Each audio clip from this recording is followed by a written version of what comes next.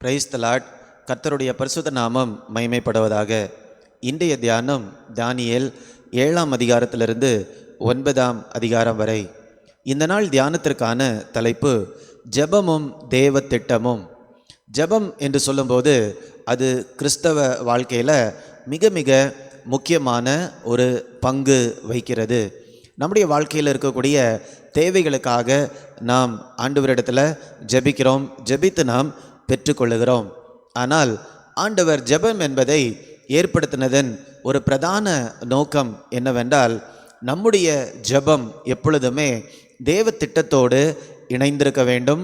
அது மாத்திரமல்ல, தேவ திட்டம் இந்த பூமியில் நிறைவேறுவதற்கு நம்முடைய ஜெபம் ஒரு கருவியாக இருக்க வேண்டும் என்பதற்காக தான்.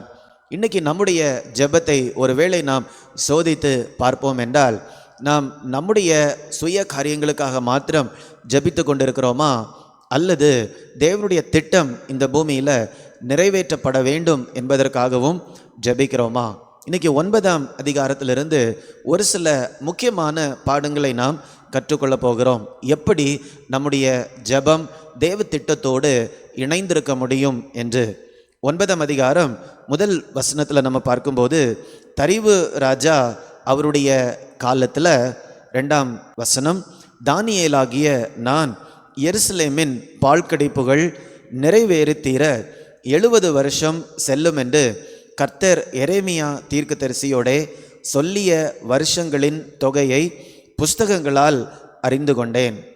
இப்போ 2ஆம் வசனத்தில் நான் பார்க்கும்போது, தானியேல் எரேமியா தீர்க்கதரிசி மூலமாக ஆண்டவர் கொடுத்த வார்த்தைகளை அவர் படித்து காரியங்கள் எப்படி இருக்கிறது என்பதை அவர் தெரிந்து கொள்ளுகிறார்.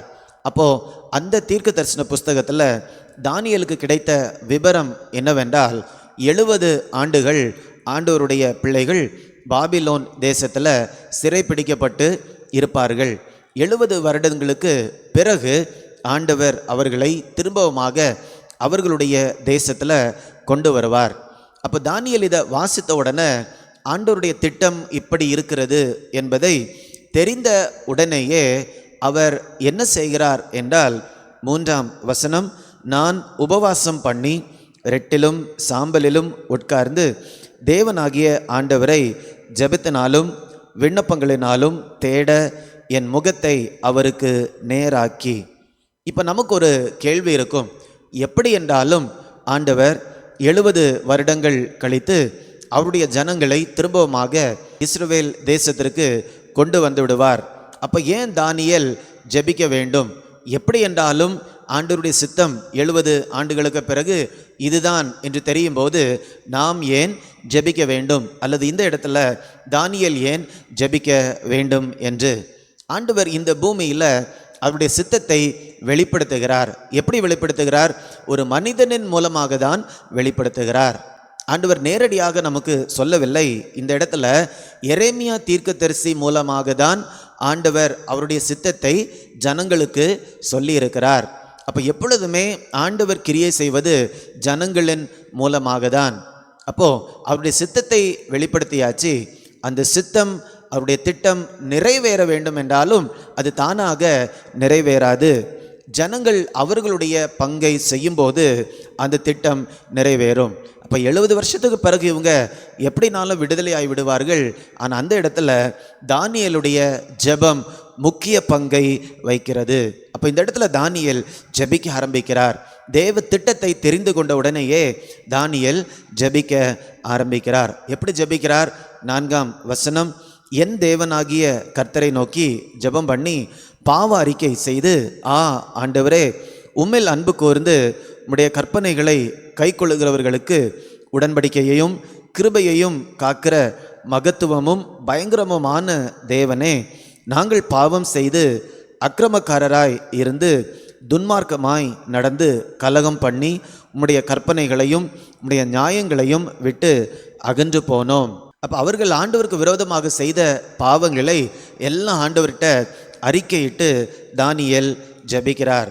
அதைத் தொடர்ந்து 17ஆம் வசனத்தில் நாம் பார்க்கும்போது, இப்பொழுதும் எங்கள் தேவனே, நீர் உமது அடியானுடைய விண்ணப்பத்தையும் அவனுடைய கெஞ்சுதலையும் கேட்டு பாழாய் கிடக்கிற உம்முடைய பரிசுத்த ஸ்தலத்தின் மேல் ஆண்டவரின் நிமித்தம் உமது முகத்தை பிரகாசிக்க பண்ணும். என் தேவனே, உம்முடைய செவியை சாய்த்து கேட்டருளும். உம்முடைய கண்களை திறந்து எங்கள் பாலிடங்களையும் உமது நாமம் தரிக்கப்பட்டிருக்கிற நகரத்தையும் பார்த்தருளும். நாங்கள் எங்கள் நிந்தைகளை அல்ல, உம்முடைய மிகுந்த இரக்கங்களையே நம்பி எங்கள் விண்ணப்பங்களை உமக்கு முன்பதாக செலுத்துகிறோம். 19ஆம் வசனம். ஆண்டவரே கேளும், ஆண்டவரே மன்னியும், ஆண்டவரே கவனியும். என் தேவனே, உம்முடைய நிமித்தமாக அதை தாமதியாமல் செய்யும். நிமித்தமாக அதை தாமதியாமல் செய்யும். இப்போ தேவனுடைய திட்டத்தை இவர் தெரிந்து கொள்ளுகிறார். தெரிந்து கொண்ட பிறகு அவர் ஜெபிக்கும்போது சொல்லுகிறார், ஆண்டவரே, எங்களுடைய நீதியின்படி அல்ல, உம்முடைய இரக்கத்தின்படி தான் நான் ஜெபிக்கிறேன். நீங்கள் பார்த்து இதை கேட்டு எனக்கு செவி கொடுங்கள் என்று அவர் சொல்லுகிறார். இப்போ 19ஆம் வசனத்தில் இந்த 3 வார்த்தைகளை நாம் பார்க்கும்போது அதை தாமதியாமல் செய்யும். இப்போ ஏற்கனவே தானியேலுக்கு தேவனுடைய திட்டம் எரேமியா தீர்க்கதரிசி மூலமாக வெளிப்படுத்தப்பட்டிருக்கிறது. ஆனாலும் தானியேலுடைய ஜெபம் இந்த இடத்துல தேவனுடைய செயலை துரிதப்படுத்தக்கூடிய விதமாக காணப்படுகிறது. தேவன் இந்த குறித்த நாளுக்குள்ளாக இந்த காரியத்தை செய்ய வேண்டும் என்று நினைத்திருந்தாலும் இங்கு தானியேலுடைய இந்த ஜெபம் தேவனுடைய செயலை துரிதப்படுத்தக்கூடியதாக காணப்படுகிறதை நாம் பார்க்கலாம். அதை தாமதியாமல் செய்யும் என்று தானியேல் ஜெபிக்கிறார். இப்போ இதில் நாம் பார்க்கும்போது தேவனுடைய திட்டம் வெளிப்படுத்தப்பட்டிருக்கிறது. ஆனாலும் தேவனுடைய திட்டம் ஒரு மனிதனுடைய ஈடுபாடு இல்லாமல் இந்த பூமியில் நிறைவேறுவது இல்லை. இப்போ நம்முடைய வாழ்க்கையிலும் கூட தேவன் அவருடைய திட்டத்தை வெளிப்படுத்தியிருக்கும் போது எப்படியும் தேவன் அவருடைய சித்தத்தை செய்து முடிப்பார், அதில் நான் செய்ய வேண்டியது ஒன்றுமே இல்லை என்று சொல்லி நாம் அமைதியாக இருந்துவிடக்கூடாது. தேவனோடு கூட சேர்ந்து அவருடைய திட்டங்கள் இந்த பூமியில் வருவதற்கு நாம் நம்முடைய பங்கை கொடுக்க வேண்டும். அப்படி கொடுக்கும்போது என்ன நடக்கும் தெரியுமா? ஆண்டவர் அவருடைய திட்டத்தையும் நிறைவேற்றுவார். நம்மை இன்னும் ஆண்டவரோடு நெருக்கமாக பழகக்கூடிய கிருபையையும் அவர் நமக்கு கொடுப்பார். அப்போ ஏற்கனவே வெளிப்படுத்தப்பட்ட அந்த வார்த்தைகளின் அடிப்படையில் தானியேல் ஜெபிக்கிறார். ஆனால் தானியேல் ஜெபித்து முடிக்கும்போது தானியேலுக்கு இன்னும் கூடுதல் வெளிப்பாடு அந்த இடத்துல கொடுக்கப்படுகிறது. 21ஆம் வசனம். அப்படி நான் ஜெபம் பண்ணி கொண்டிருக்கும் போதே என்ன நடக்குதுன்னா, காபிரியேல் தூதனை தேவன் அவருக்காக அனுப்புகிறார், அறிவை உணர்த்தும்படியாக. 23ஆம் வசனம். நீ வேண்டிக் கொள்ள தொடங்கின போதே கட்டளை வெளிப்பட்டது, தரிசனத்தை அறிந்து கொள். அப்போ இந்த வசனங்களில் நம்ம பார்க்கிறது என்ன அப்படின்னா, ஏற்கனவே எரேமியா தீர்க்கதரிசி மூலமாக வெளிப்படுத்தப்பட்ட வார்த்தைகளை மையமாக கொண்டு தானியேல் ஜெபிக்கிறார். இப்போ ஏற்கனவே வெளிப்படுத்தப்பட்ட வார்த்தைகளை கொண்டு ஜெபிக்கும் போது அவருக்கு கூடுதல் வெளிப்பாடுகளை ஆண்டவர் கொடுக்கிறார். இப்போ நம்முடைய வாழ்க்கையிலும் கூட ஏற்கனவே ஆண்டவர் நமக்கு வெளிப்படுத்தின காரியங்களை கொண்டு நாம் ஜெபிக்கும்போது அல்லது அதை விசுவாசித்து நாம் செயல்படும்போது ஆண்டவர் நமக்கும் கூட கூடுதல் அறிவையும் கூடுதல் வெளிப்பாடுகளையும் அவர் நமக்கு கொடுக்கிறார். அப்படிதான் நம்ம கீழ்ப்படிந்து தான் ஆண்டவருடைய அறிவில் நம்ம என்ன பண்ண முடியும்? பெருக முடியும். இப்போ ஏற்கனவே ஒரு சில காரியங்களை ஆண்டவர் நமக்கு சொல்லியிருக்கும் போது நம்ம அதை சும்மா வைத்துக்கொண்டு என்ன பண்ணக்கூடாது? இருக்கக்கூடாது. அதை நாம் செயல்படுத்தும் போது தான் கிறிஸ்துக்குள்ளாக நம்ம என்ன பண்ண முடியும்? ஒரு முன்னேற்றத்தை அடைய முடியும். ஆண்டவரோடு இன்னும் நாம் அதிகமாக நெருங்கி ஜீவிக்க முடியும். அவருடைய சித்தத்தை இந்த பூமியில் கொண்டு வருவதற்கு ஒரு கருவியாக கூட நம்ம என்ன பண்ண முடியும்? பயன்பட முடியும். உங்களுக்கும் கூட ஆண்டவர் அவருடைய சித்தத்தை உங்களுக்கு பேசியிருக்கிறாரா? வேத வசனத்தை நீங்கள் படிக்கும்போது ஆண்டவர் உங்கள் உள்ளத்தில் பேசியிருக்கிறாரா?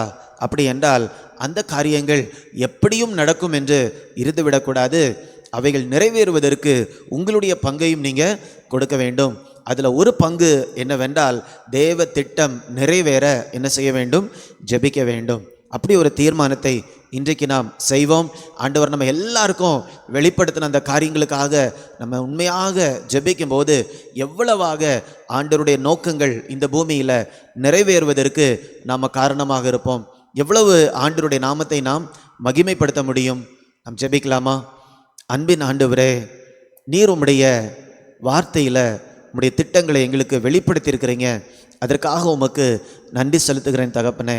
உம்முடைய திட்டங்களை நாங்கள் கண்டு கொள்ளும் பொழுது அதை நாங்கள் அப்படியே எங்களுடைய மனதில் வைத்து கொண்டு இராதபடிக்கு அவைகளை நாங்கள் ஜெபத்தினால உமக்கு தெரியப்படுத்த ஆண்டவர் கிருபை தரும்படியாய் ஜெபிக்கிறேன்.